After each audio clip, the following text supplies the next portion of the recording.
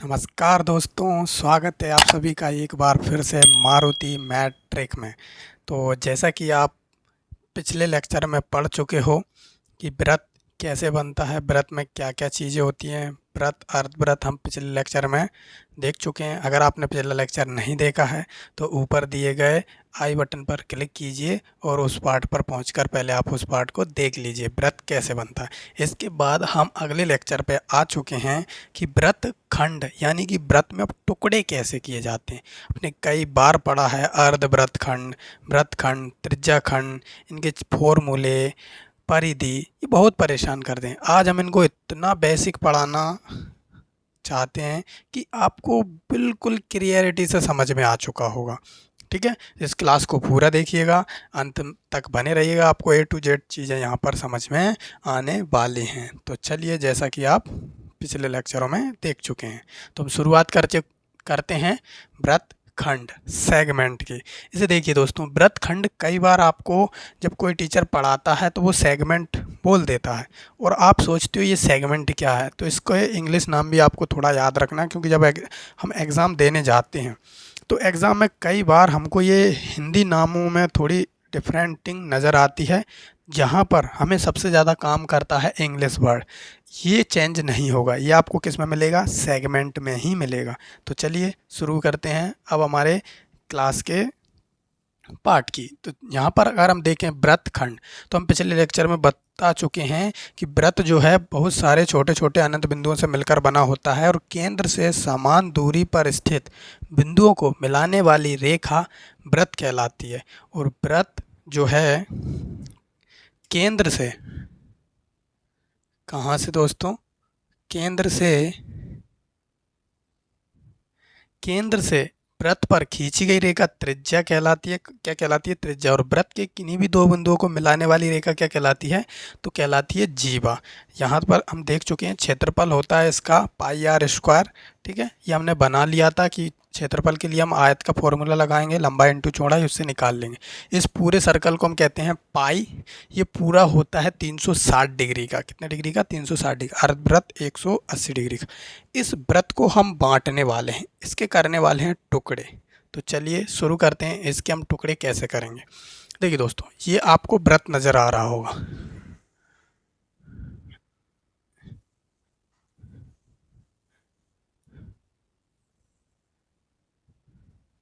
थोड़ा तिरछा है, देखिए क्या है, रफली सही से बनता नहीं। ये लो, यहाँ पर अब हम करते हैं व्रत। ये जो व्रत आपको नज़र आ रहा है, इस व्रत में देखना दोस्तों, एक व्रत ये है, एक व्रत ये है। हम सबसे पहले पढ़ने वाले हैं व्रत में क्या क्या चीज़ें होती हैं। कुछ वर्ड आपको याद रखना है।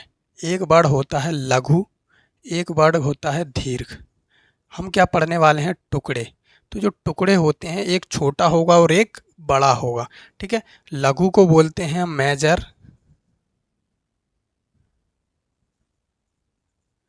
और दीर्घ को बोलते हैं हम माइनर।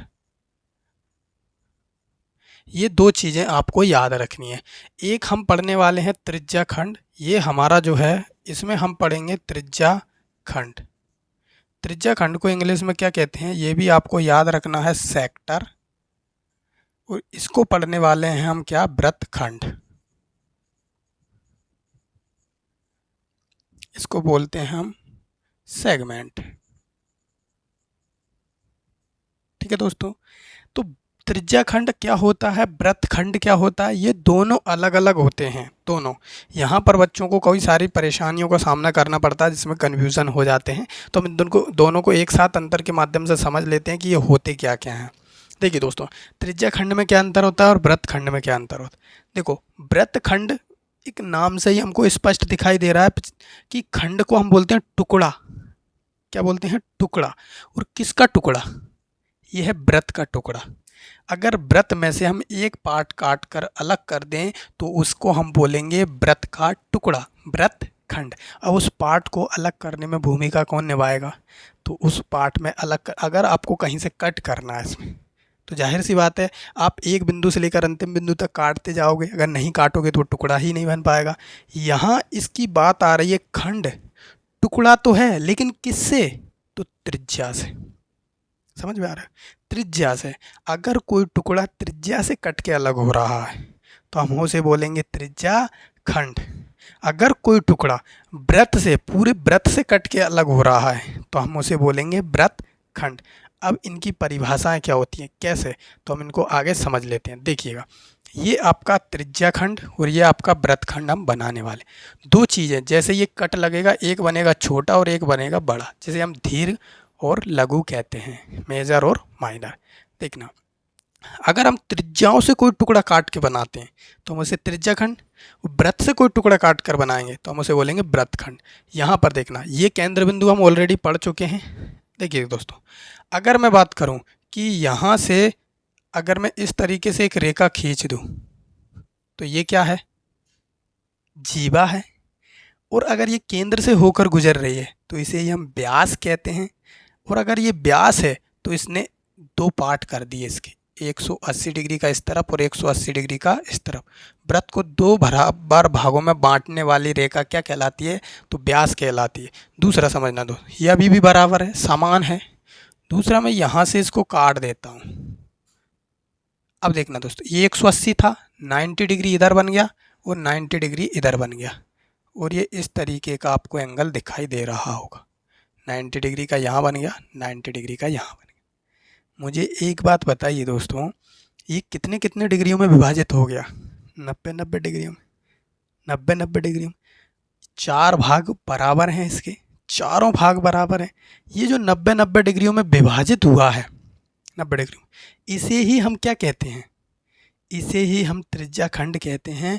और अगर आपने इससे एक त्रिभुज को बाहर निकाल दिया, जैसे कि मैं इस पार्ट को बाहर निकाल दूं कट करके इस तरीके से, और यहाँ से ये जो वृत्त है, इस वृत्त को मैं न लगाऊं और इन दोनों रेखाओं को अगर मैं मिला दूं तो यहाँ से ये देखो, ये कोण कितने डिग्री का था, 90 डिग्री का।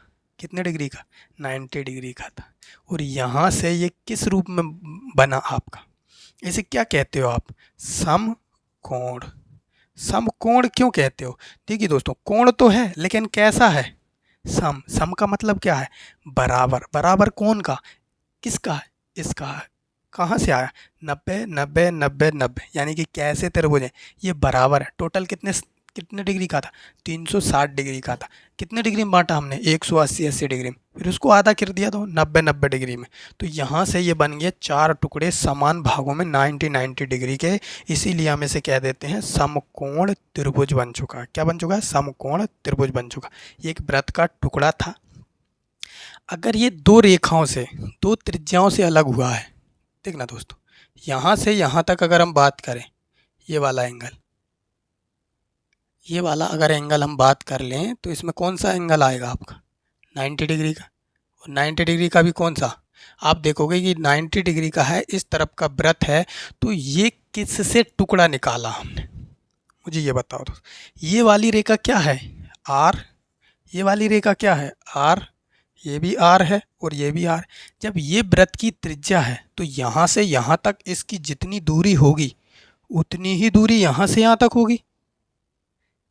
मतलब ये दोनों त्रिज्याएं क्या हैं, बराबर हैं।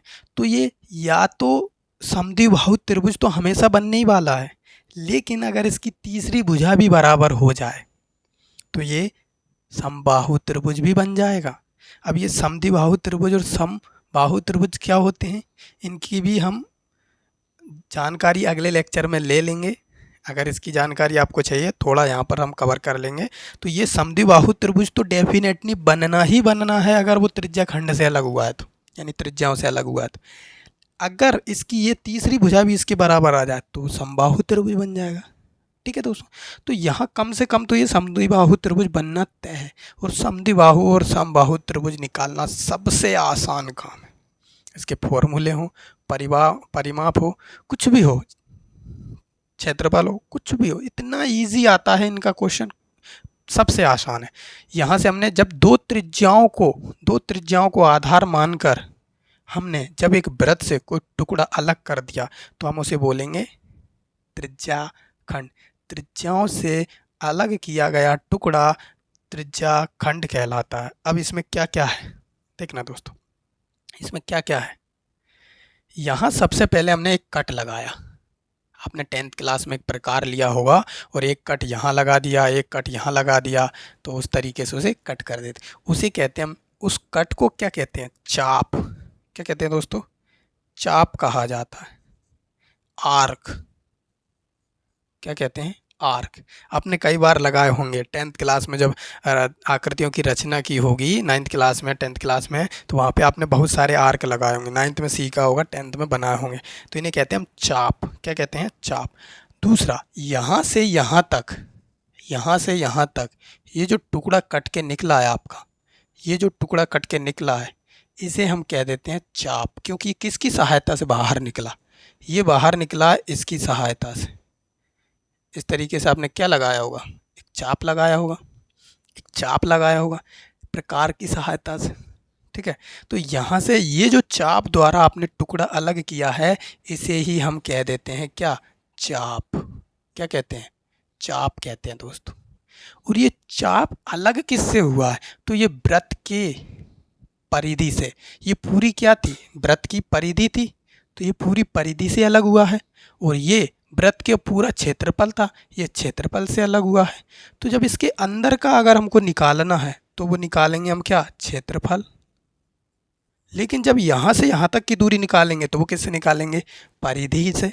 यानी कि जितनी परिधि होगी उसी का तो टुकड़ा है, ये उसी का तो टुकड़ा है। और ये जो एरिया है आपका, ये किसका टुकड़ा है? तो ये वृत्त का टुकड़ा है। इसीलिए त्रिज्याखंड, अब देखना त्रिज्याखंड की परिभाषा क्या बनेगी। त्रिज्याखंड उसे ही कहेंगे जो दो त्रिज्याओं और एक चाप द्वारा घिरा हो। क्या? त्रिज्याखंड उसे कहते हैं जो दो त्रिज्याओं और एक चाप द्वारा घिरा हो, उसे हम क्या कह देते हैं? उसे हम कह देते हैं त्रिज्याखंड। अब जैसे ही आपने कोई एक चाप लगाया तो आप ये चार तो लगाओगे नहीं। यहाँ पे तो हम समकोण त्रिभुज समझाने के लिए बनाए थे, तो हमने एक ही चाप लगाया, ये इतना सा, याद रखना 90 डिग्री का हमने क्या लगा दिया? चाप लगा दिया। ठीक है, यहाँ से हमने ये 90 डिग्री का कट कर दिया। अगर ये 90 डिग्री का कट कर दिया है तो बाकी का बचा भी तो त्रिभुज का ही हिस्सा है, था पूरा त्रिभुज। पूरी आप इसे रोटी के माध्यम से समझ सकते हो कि अगर रोटी है तो हमने इतनी रोटी अगर कट कर ली तो बाकी बची रोटी कितनी होगी? ये बड़ा वाला हिस्सा होगा। तो इस छोटे वाले हिस्से को अगर ये, तो इसे बोलेंगे हम लघु, बड़े वाले हिस्से को बोलेंगे हम दीर्घ। दीर्घ। सबसे पहले तो आप इसकी डिग्री निकालना सीखो। ये कितने डिग्री बचा? अगर 90 इधर है तो 270 डिग्री इधर बचा, राइट? 90 इधर है तो 270 डिग्री इधर। ये लघु है, ये छोटा है और ये बड़ा है। अब इनको नाम कैसे देना? ये अगर त्रिज्याओं केंद्र से अगर काटा गया है, तो ये अगर त्रिज्याओं से काटा गया है तो हम इसे बोलेंगे त्रिज्याखंड। क्या बोलेंगे दोस्तों? त्रिज्याखंड बोलेंगे। और ये भी त्रिज्याओं से, एक ये वाली त्रिज्या से यहाँ तक लेकर एक ये वाली त्रिज्या, अगर हम इसे भी हम बना दें तो ये भी क्या कहलाएगा दोस्तों? ये भी त्रिज्याखंड कहलाएगा। ये कैसा? एक त्रिज्या ये है और एक त्रिज्या ये है, और ये कहलाएगा आपका क्या? दीर्घ त्रिज्याखंड। क्योंकि ये बड़ा वाला है, दो त्रिज्याओं से घिरा हुआ है, इसका छोटा टुकड़ा ये है और बड़ा वाला टुकड़ा ये है, तो इसे हम बोल देंगे क्या? दीर्घ त्रिज्याखंड। यानी कि हम इसे क्या बोलेंगे? माइनर, क्या बोलेंगे? Minor sector. क्या बोलेंगे? Minor sector. यहाँ पर क्या बोलेंगे? इसे लघु त्रिज्याखंड, मेजर सेक्टर। इतना समझ गए आप? त्रिज्याखंड किसे कहते हैं? दो त्रिज्याओं और एक चाप द्वारा घिरा होता है, उसे हम कहते हैं त्रिज्याखंड। जिसमें जो छोटा वाला होता है उसे हम कह देते हैं लघु त्रिज्याखंड, बड़ा वाला होता है उसे कह देते हैं हम दीर्घ त्रिज्याखंड। छोटे वाले पे कितने डिग्री का कोण बना हुआ है? 90 डिग्री का। बड़े वाले पे कितने डिग्री का कोण बना हुआ है? 270 डिग्री का। बड़ा साइज है, छोटा साइज है, और ये दो त्रिज्याओं और एक चाप द्वारा जिसे हम प्रकार से काटते थे उसी का ये टुकड़ा कहलाता है। समकोण त्रिभुज इसी से निकलता है। जब 360 में से 4 टुकड़े बराबर भागों में किए जाते हैं तो उसे हम क्या बोल देते हैं? समकोण त्रिभुज बोल देते हैं। समझना दोस्तों। यहाँ से अब समझ लेते हैं हम वृत्तखंड को। ये आपको अच्छे से समझ में आया होगा।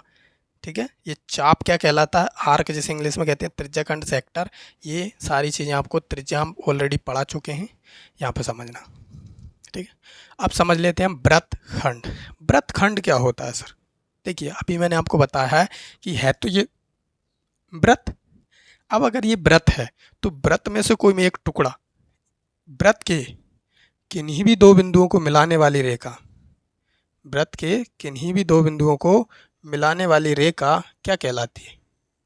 मैंने ये यहाँ से एक वृत्त में से थोड़ा सा कट लगा लिया, ठीक है दोस्तों, थोड़ा सा कट लगा लिया और मैंने इसको काट के अलग कर दिया, तो ये कट लग गया, यानी कि ये टुकड़ा अलग हो गया, ऊपर वाला वृत्त अलग हो गया और नीचे वाला वृत्त अलग हो गया। तो अगर ये टुकड़ा है तो किसका टुकड़ा है? क्या ये त्रिज्याओं से कट के अलग हुआ है? नहीं। अगर ये त्रिज्याओं से कटकर अलग नहीं हुआ है तो हम इसे क्या त्रिज्या खंड बोलेंगे? तो बिल्कुल नहीं सर। अभी आपने बताया कि जब त्रिज्याओं से कटकर अलग होता है तो हम उसे बोलते हैं त्रिज्या खंड। छोटा है तो लघु त्रिज्या खंड, बड़ा है तो दीर्घ त्रिज्या खंड। लेकिन अगर जो सिर्फ और सिर्फ वृत्त से ही कटकर अलग हुआ हो, जिसमें त्रिज्या का कोई रोल ही ना रहा हो, उसे हम बोलेंगे सिर्फ ओनली वृत्त खंड। क्या बोलेंगे? सेगमेंट बोलेंगे। क्या बोलने वाले हैं? सेगमेंट बोलने वाले हैं। तो यहाँ पर क्या दिख रहा है आपको? यहाँ पर क्या दिख रहा है? यहाँ पर अब हम देख लेते हैं कि ये क्या है आपका वृत्त खंड। वृत्त खंड में क्या होता है कि केंद्र जो होता है, केंद्र से पता करते हैं कि आखिर ये केंद्र से कितनी दूरी पे है, क्योंकि हम ये भी तो पता करेंगे कि कितने बड़े वृत्त में से काटा गया है। कैसे बताओगे आप कि इतना बड़ा वृत्त था, इतना छोटा वृत्त था? तो ये हम त्रिज्या भी तो पता करेंगे, भाई त्रिज्या से कितनी दूर था ये। तो यहाँ से अब हम देख लेते हैं कि यहाँ से अब हम डालते हैं एक, भाई त्रिज्या माप के पता कर देते हैं। ये इसकी क्या हो गई? त्रिज्या। ये क्या हो गई? इसकी त्रिज्या। और अगर ये त्रिज्या है, त्रिज्या किसे कहते हैं? केंद्र से वृत्त के किसी बिंदु पर। अब हमें इससे कोई लेना देना, इसकी परिभाषा देखो, यहाँ से यहाँ तक की दूरी क्या कहलाएगी? त्रिज्या। यहाँ से यहाँ तक की दूरी क्या कहलाएगी? त्रिज्या। और ये क्या कहलाएगी? जीवा। तो ये आपको जीवा नजर आ रही है। क्या नजर आ रही है? जीवा। ये आपको त्रिज्या नजर आ रही है, ठीक है। अब वृत्त खंड के टुकड़े की, अगर ये छोटा टुकड़ा है, अभी आप इसको इग्नोर कर दो क्योंकि मैंने डॉट डॉट में बनाया हुआ त्रिज्या। यहाँ पर अगर आप इस टुकड़े की बात करो, नीचे वाले टुकड़े की, तो ये सोचो इतने बड़े वृत्त में से, इसमें डिग्री नहीं चलता दोस्तों, यहाँ पर डिग्री बनेगा कि केंद्र में कितना डिग्री बना है। तो यहाँ इतने बड़े वृत्त में से, इतने बड़े वृत्त में से बड़ा टुकड़ा कौन सा है? सर बड़ा टुकड़ा इतना बड़ा दिख रहा है आपको, ये सर बड़ा टुकड़ा नजर आ रहा है आपको। ऊपर वाला क्या है? इतना बड़ा टुकड़ा है। तो हम इसे क्या बोलेंगे? दीर्घ वृत्त खंड। क्या बोलने वाले हैं दोस्तों? दीर्घ वृत्त खंड। दीर्घ वृत्त खंड, यानी कि आप बोलोगे माइनर सेगमेंट। और ये क्या है दोस्तों? तो ये है आपका लघु वृत्त खंड, मेजर सेगमेंट। मेजर सेगमेंट और माइनर सेगमेंट, ये केंद्र है। ये देखेंगे कि यहाँ से यहाँ तक की दूरी अगर हमको कैसे निकालनी है। सबसे पहले तो इसकी परिभाषा समझ लीजिए, वृत्तखंड कैसे कहते कैसे हैं। तो देखना दोस्तों, वृत्तखंड यहाँ से भी इसमें क्या लगा हुआ है? चाप। चाप लगा हुआ है। ये यहाँ से यहाँ तक की दूरी क्या कहलाएगी? चाप कहलाएगी। क्या कहलाएगी? चाप। तो एक चाप और एक जीवा द्वारा घिरा हुआ क्षेत्र क्या कहलाता है आपका? तो एक चाप और एक जीवा द्वारा घिरा हुआ क्षेत्र कहलाता है आपका वृत्तखंड। जिनमें से जो बड़ा होगा उसे बोलेंगे हम दीर्घ वृत्तखंड, जो छोटा होगा उसे हम बोलेंगे लघु वृत्तखंड। ये एक चाप और एक जीवा द्वारा घिरा हुआ होता है। ये दो त्रिज्याओं और एक चाप द्वारा घिरा हुआ होता है, ठीक है दोस्तों। अगर बात करें तो यहाँ पर क्या हम जीवा नहीं डाल सकते? तो यहाँ हम जीवा भी डाल सकते हैं। यहाँ पर हमने कट करने वाले क्षेत्र को अगर हम जीवा डाल दें तो ये इसकी क्या कहलाएगी? जीवा कहलाएगी। और इसमें से वृत्त के दो टुकड़े हो चुके हैं। अब बात करते हैं हम यहाँ पर त्रिज्याओं की। अगर मैं यहाँ से यहाँ तक त्रिज्या डाल दूँ, क्या डालूँ? त्रिज्या। तो ये क्या कहलाएगा दोस्तों? ये आर कहलाएगा और ये भी क्या कहलाएगा? आर। और ये दोनों बराबर हैं। अब आपको ये त्रिभुज नज़र आ रहा होगा जिसे हम 90 डिग्री बना देते हैं। क्या नज़र आ रहा है? 90 डिग्री। ये आपको कितना नज़र आ रहा है? 90 डिग्री का। बाकी का पीछे वाला हिस्सा कितने डिग्री का कहलाएगा? 270 डिग्री का। यानी कि दीर्घ वृत्तखंड कितने, 270 डिग्री। छोटा वृत्तखंड कितने, ये वृत्तखंड पर 90 डिग्री बनेगा, ना कि सॉरी ये त्रिज्याखंड पर 90 डिग्री बनेगा, ना कि वृत्तखंड पर। वृत्तखंड जीवा द्वारा अलग होता है। ठीक है दोस्तों, वृत्तखंड कितने डिग्री। अब बात करते हैं कि इसका क्षेत्रफल निकालेंगे कैसे और इसका क्षेत्रफल कैसे निकालेंगे, उस पर हम बात कर लेते हैं। जैसा कि अगर हम इससे टुकड़ा निकालेंगे तो यहाँ भी हम क्या लगा सकते हैं, एक जीवा खींच सकते हैं, ये बड़ा वाला। तो आई होप आपको ये टॉपिक अच्छे से समझ में आया होगा यहाँ तक। अब हम निकालते हैं इनके क्षेत्रफल, बने रहिएगा, जाइएगा नहीं। क्षेत्रफल कैसे निकालते हैं, देखिए दोस्तों, लघु त्रिज्याखंड, दीर्घ त्रिज्याखंड, लघु वृत्तखंड और दीर्घ वृत्तखंड।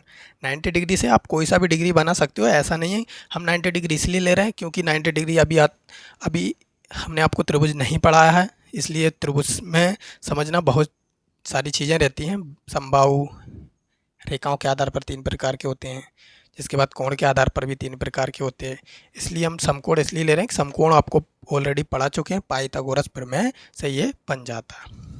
चलिए तो शुरुआत करते हैं हम इनके फॉर्मूले की।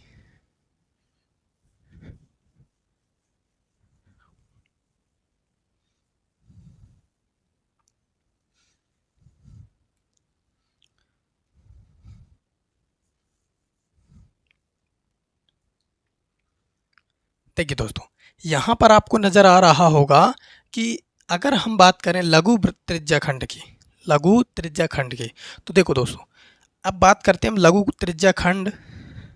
लघु त्रिज्याखंड नोट कर लेते हैं। अगर ऐसा ना भी लिखा हो कि लघु त्रिज्याखंड का फॉर्मूला निकालिए या लघु त्रिज्याखंड का क्षेत्रफल निकालिए, तब भी आपको नहीं घबराना। जब भी दो त्रिज्याएं किसी को कट करके अलग करती हैं तो वो उसी के बारे में पूछेगा जो छोटा है, बड़े के बारे में नहीं पूछता। बड़े के बारे में अगर वो पूछेगा तो स्पेशली दे के पूछेगा कि दीर्घ वृत्तखंड का या दीर्घ त्रिज्याखंड का क्षेत्रफल निकाल के बताइए।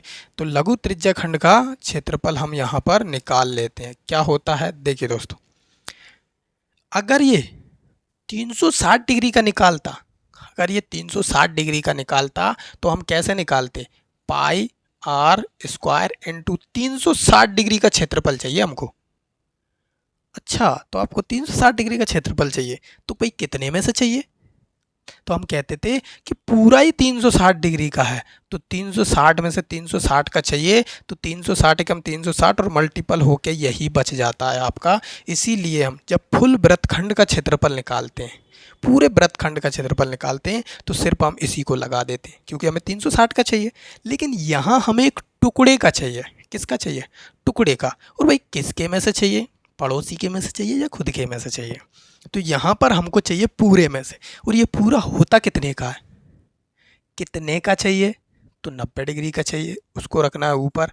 कितने में से चाहिए, तो 360 डिग्री में से चाहिए। ठीक है दोस्तों, यहाँ पर अगर आप ऐसे समझ सकते हो, मान के चलो 360 बस 360 वस्तु 360 जो वस्तुएं हैं वो 720 रुपये में आती हैं। कितने रुपए में, 720 रुपये में। तो एक वस्तु कितने रुपए में आएगी, तो आप 360 का भाग 720 में दे के पता करोगे इस तरीके से कि भाई एक वस्तु 2 रुपये की आएगी, तभी 360 वस्तुएं 720 रुपये की आएंगी। लेकिन आप कहते हो नहीं, मुझे 360 वस्तुएं नहीं चाहिए, आपका माइंड बदल गया कि मुझे और कुछ खरीदना है। आप एक काम करो, 300 वस्तुएं रख दो। भाई 60 वस्तुएं आपने कम कर दी, तो आप क्या करोगे, 360 की थी ये, 720 रुपये तब आए थे और आपको चाहिए अब 300, यानी कि 60 कम कर दिया आपने, तो ये कितने रुपए का होगा, 2। और टोटल आपको कितने रुपए लग जाएंगे, 600 रुपये लग जाएंगे। वही कंडीशन हम यहाँ पर कर रहे हैं कि भैया ये था कितने का, 360 का। लेकिन नहीं नहीं, हमको 360 का नहीं चाहिए, ये पूरा था 360 का अगर आप ऐसे रखोगे तो। लेकिन हमको 360 का नहीं चाहिए, हमको चाहिए 90 डिग्री का, 90 डिग्री। तो हम ऐसे कर देंगे, या आप इसको यहाँ ना लगाओ तो यहाँ लगा सकते हो कि भैया हमको 360 डिग्री में से कितने डिग्री का चाहिए, 90 डिग्री का। सेम इस तरीके से अगर 300 ये टोटल का था, इसमें हमने भाग दिया, 2 रुपये की एक पड़ रही है, तो आपकी 300 वस्तुएं 600 रुपये की आ जाएंगी। इसी तरीके से दूसरी कंडीशन ये हो जाती है कि सर आपने तो अभी 90 डिग्री रख दिया, लेकिन इसका फॉर्मूला कैसे बनेगा। अगर आप यहाँ पे 90, 120, 60 कुछ भी रखना चाहते हो, तो भाई हम डायरेक्ट एक चीज़ रख देते हैं कि आप डिग्री रख देना, थीटा रख देना। तो हम इसको सिंबल से दर्शाते थे कि हमको किसी का भी चाहिए, तो आपको करना क्या है, 360 डिग्री में से ही चाहिए होगा, अलग से तो चाहिए ही नहीं होगा। तो इसका जो क्षेत्रफल बन जाएगा, क्षेत्रफल में से काट देंगे हम जितने भी डिग्री का आपको चाहिए। ठीक है दोस्तों, बात आती है यहाँ से यहाँ तक के टुकड़े की, जिसे हम क्या बोलते हैं, चाप, आर्क बोलते हैं। क्या बोलते हैं, आर्क। तो हम निकाल लेते हैं चाप की लंबाई। क्या निकाल लेते हैं, चाप की लंबाई। देखिए दोस्तों, अब पूरे चाप की लंबाई या पूरे की हम लंबाई कैसे निकालते हैं, सर हम निकालते हैं 2πr से, हम ऑलरेडी पढ़ चुके हैं। अब इतने बड़े टुकड़े में से आपको कितने डिग्री का टुकड़ा चाहिए, फिर से वही बात, सर इतने बड़े टुकड़े में से हमको 90 डिग्री का टुकड़ा चाहिए, तो कितने में से, तो पूरा 360 डिग्री का था, लेकिन नहीं नहीं हमको 60 डिग्री का चाहिए। दूसरा बच्चा बोलेगा नहीं सर मुझे 45 का चाहिए, अगला बच्चा बोलेगा नहीं सर मुझे 180 डिग्री का चाहिए। तो इसलिए हम यहाँ सबके झगड़े ख़त्म करने के लिए सिर्फ एक ही वर्ड रख देते हैं कि आप एक काम करो, इसकी जगह पर जिसकी जो इच्छा हो वो रख लेना। तो ये कितने डिग्री निकला, थीटा। क्या निकला, थीटा। अगर आप इसे शॉर्ट करोगे तो यहाँ से ये 180 डिग्री में बढ़ जाएगा। कितने में, 180 डिग्री में बढ़ जाए। और शॉर्ट करोगे तो ये 22 डिग्री में कट जाएगा। कई टीचर्स ऐसा बताते हैं पढ़ाते समय कि इसको शॉर्ट कर लो इस तरीके से, 2 × 22/7 × θ/360।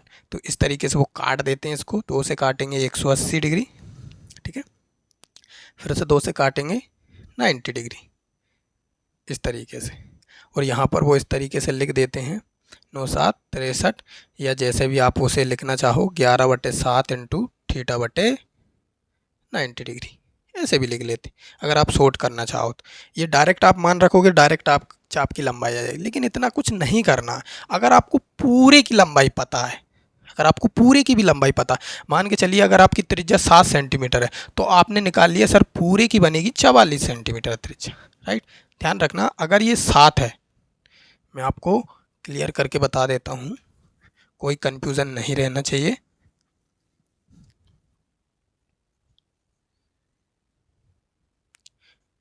जैसे कि आपने जल्दबाजी में क्वेश्चन पढ़ लिया और आपने 4 निकाल दिया, 44, इसका मान रखोगे तो 2 × 22/7 × त्रिज्या मान लिया हमने 7, तो 7 से 7 कट जाएगा, कितनी आ जाएगी, 44। अगर ये 44 आ गई, आपने बाद में क्वेश्चन को देखा और क्वेश्चन ये पूछ रहा है कि नहीं नहीं मुझे तो आप 90 डिग्री का बताइए। अगर आप 90 डिग्री का बताओगे, भाई कितने में से बताना, हमारे पास तो पूरी है, ये पूरी कितने की है, 360 डिग्री की। अब बोलो कितने का चाहिए, क्वेश्चन वाले से पूछना, एग्जामिनर से पूछना, बताओ कितने का चाहिए, कि हमको 60 डिग्री का चाहिए, तो 60 का मल्टीपल कर दो, 0 से 0, 6 से 6 काट देना, कितना आ जाएगा आपका, 6 7 42, 7 पॉइंट आ जाएगा। दूसरा, अगर वो कहे नहीं नहीं मुझे 90 डिग्री का चाहिए, तो 90 का मल्टीपल कर दो, 0 से 0, 9 चौके 36 काट के फिर से निकाल देना, कितना आ जाएगा, वही 11 आ जाएगा। तो इस तरीके से आप कितने भी डिग्री का क्षेत्रफल भी अगर आपने पूरे का निकाल लिया, अगर आपको पूरे का इसका जो क्षेत्रफल बनेगा वो 154 बनेगा, कितना बनेगा, 154, अगर आप 7 त्रिज्या रखोगे। लेकिन वो कहता है कि नहीं मुझे 90 डिग्री का ही अकेला क्षेत्रफल दो, इस तरीके का, तो 4 का भाग दे देना, 38.5 आ जाएगा। वो कहेगा नहीं मुझे 60 डिग्री का चाहिए, तो 6 का भाग दे देना, कितना, 6 दूनी 12, 6 चौक 24 आ जाएगा, इस तरीके से। तो ऐसे आप बदलते चलना, अपना सारा सिस्टम यहाँ पर डिग्री के माध्यम से निकालते चलना, बशर्ते आपको ये फुल निकालना आना चाहिए। फुल निकालना आ गया, डिग्री का तो आसान है, सबसे आसान है ये। डिग्री पता है, हर बच्चे को पता है कि वृत्त का जो डिग्री होता है वो 360 डिग्री होता है, चतुर्भुज आयत का जो डिग्री होता है वो 360 डिग्री होता है, वैसे कोई भूलता ही नहीं है, क्योंकि बचपन से रटते आ रहे हैं, ठीक है। तो यहाँ पर आप लघु त्रिज्या खंड का क्षेत्रफल निकालना सीख चुके हो, चाप की लंबाई निकालना सीख रहे। सर इसमें क्या निकालने को पूछता है, ये देखिए दोस्तों, ये बहुत ही कम पूछता है, लेकिन अगर पूछ लेता है तो बच्चे इसको बना नहीं पाते हैं, बहुत गलतियां करते हैं, इसलिए हम इसको सीखने वाले हैं। देखिए सबसे पहले हम बात कर लेते हैं लघु वृत्तखंड की। लघु वृत्तखंड का क्षेत्रफल, अगर हम लघु वृत्तखंड का क्षेत्रफल यहाँ पर पढ़ने वाले हैं तो देखिए दोस्तों क्या होगा लघु वृत्तखंड का क्षेत्रफल। देखिए दोस्तों लघु वृत्तखंड का क्षेत्रफल, अगर लघु वृत्तखंड का क्षेत्रफल चाहिए हमको, सबसे पहले देखना, सबसे पहले तो हमें ये किस में से निकला हुआ दिखाई दे रहा है, ये सर एक त्रिज्या खंड के अंदर बना हुआ है। हमारे अनुसार तो त्रिज्या खंड ये यहाँ से यहाँ तक कहलाएगा, जो 2 त्रिज्याओं और एक चाप द्वारा घिरा हो उसे हम क्या करें, इसमें से यानी कि उदाहरण मैं आपको बता दूं कि यहाँ से हमारे अनुसार क्या है, ये है, ये हमने बाहर निकाल लिया, ये आर है, ये आर है और ये चाप है। हमारे अनुसार अभी क्या है, ये हमारे अनुसार ये कितना आया, मान के चलो यहाँ पर अभी जो आया था वो आया था 38.5। अगर आप इसका निकालोगे तो यहाँ से देखना कितना आएगा, 7 सेंटीमीटर की त्रिज्या रख के 38.5 सेंटीमीटर इसका क्षेत्रफल आया। अब वो कह रहा है कि यहाँ से मुझे एक जीवा डालो और जीवा डाल के इसका अलग बताओ और इसका अलग बताओ। तो हम पूरे इसमें से भी तो बता सकते हैं। किस तरीके से, देखो सबसे पहले आपको इस पूरे का क्षेत्रफल निकालना पड़ेगा। किसका, त्रिज्या खंड का। तो हम कहेंगे लघु त्रिज्या खंड का क्षेत्रफल,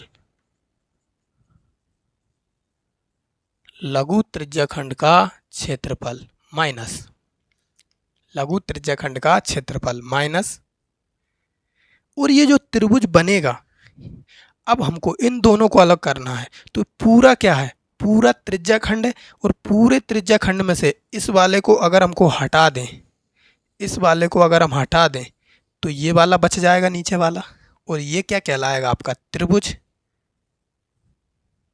और ये त्रिभुज भी कैसा कहलाएगा कि सर ये इसमें दो आर बराबर हैं, तो ये समद्विबाहु त्रिभुज कहलाएगा। और समद्विबाहु त्रिभुज कहलाएगा तो हो सकता है ये कभी समबाहु त्रिभुज भी बन जाए। तो यहाँ पर हम ये कह सकते हैं कि समद्विबाहु त्रिभुज का क्षेत्रफल, अगर वो समबाहु त्रिभुज है तो डेफिनेटली समद्विबाहु त्रिभुज तो रहा होगा। ऐसा तो है नहीं है कि डायरेक्ट उसकी तीन भुजाएं, अगर किसी की तीन भुजाएं बराबर हैं तो आप इसको इग्नोर भी कर दो तो जाहिर सी बात है अभी उसकी दो भुजाएं तो बराबर हैं, तो हम समद्विबाहु त्रिभुज तो कम से कम उसे कह सकते हैं। ठीक है, जिस तरीके से हम वर्ग भले हो जाए लेकिन उसमें आयत के गुण तो हैं। तो यहाँ पर आप क्या निकालोगे, समद्विबाहु त्रिभुज का क्षेत्रफल। जैसे ही निकालोगे समद्विबाहु अगर त्रिभुज का क्षेत्रफल अगर आप डायरेक्ट निकालना चाहो तो निकाल लेना, वरना मैं इसको निकालने का बहुत सिंपल शॉर्ट तरीका आपको दिखा देता हूँ। तो ये होता है इसका। अब बात कर लेते हैं हम यहाँ से यहाँ तक जीवा की लंबाई कैसे निकालेंगे। तो आप कह सकते हो जीवा की लंबाई, वृत्तखंड की जीवा की लंबाई, लघु वृत्तखंड की जीवा की लंबाई, लघु वृत्तखंड जीवा की लंबाई। फिर से वही कंडीशन है दोस्तों, अगर आपको लघु वृत्तखंड की जीवा की लंबाई बतानी है तो आपको ये त्रिभुज पता होना चाहिए, और त्रिभुज भी कौन सा, तो ये निकालोगे आप कौन से त्रिभुज से, समद्विबाहु त्रिभुज से। समद्विबाहु त्रिभुज का फॉर्मूला आपको क्या लगाना है, इसमें आप क्या लगाओगे, आयत का फॉर्मूला लगाओगे। ये हम सीख लेते हैं, इससे आपको बहुत अच्छे से समझ में आ जाएगा। अगर आपको फोटो लेना है, स्क्रीनशॉट लेना है, जल्दी ले लीजिए, हम इसको समझ लेते हैं कि इसमें बहुत सारी दिक्कतें आती हैं। चलिए ठीक है दोस्तों, अब इसको हम थोड़ा सा समझ लें, क्रिटिकल है लेकिन इस बार आपका बिल्कुल ईजी बनेगा। तो हम इसको रब कर देते हैं और समद्विबाहु आपको त्रिभुज समझा दे देते हैं। देखिए दोस्तों, अगर मैं बात करूं इस तरीके का,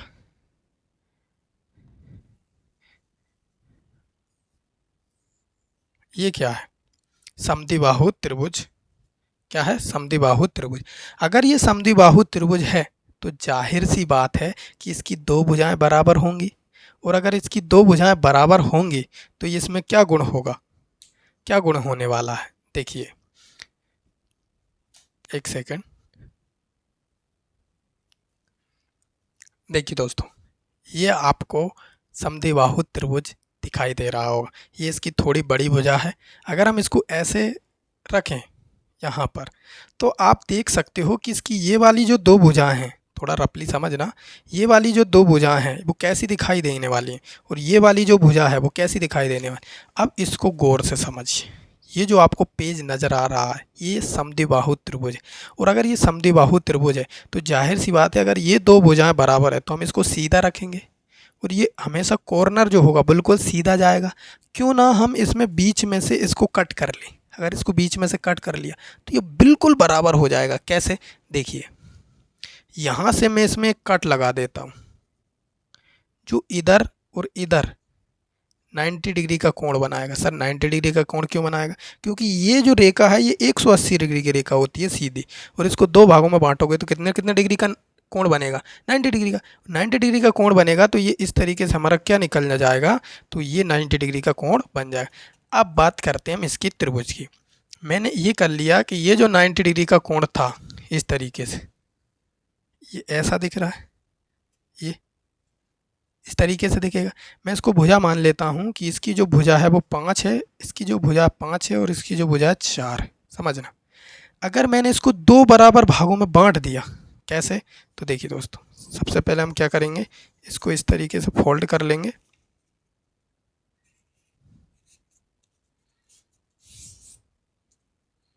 बिल्कुल बराबर भागों में आप इसको कट कर सकते हो। दिख रहा है दोस्तों, यहाँ पर आप इसे बिल्कुल बराबर भागों में कट कर लोगे। जैसे ही आप बिल्कुल बराबर भागों में कट करोगे, इस तरीके से हम इसे कट कर लेते हैं।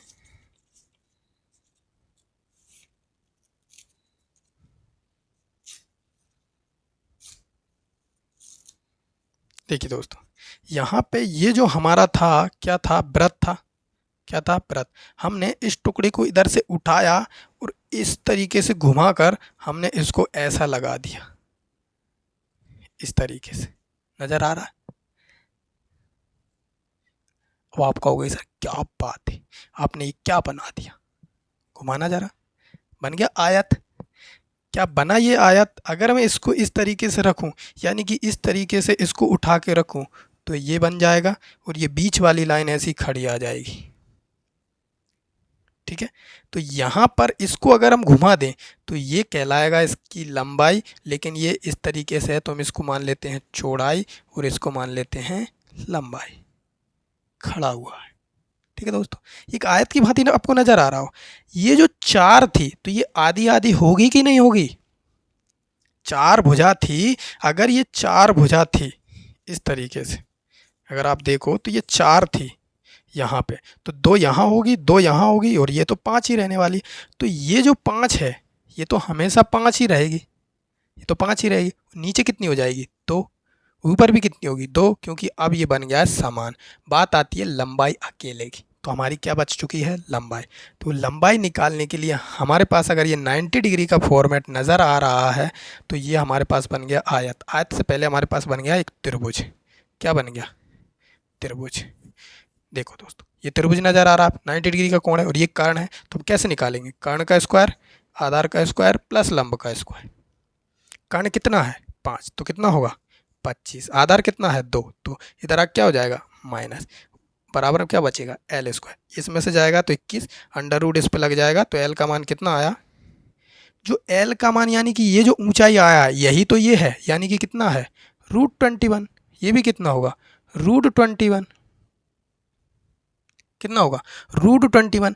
और ये आयत, आयत का क्षेत्रफल हम निकालते ही हैं लंबाई इंटू चौड़ाई। और लंबाई कितनी दे रखी है यहाँ पर?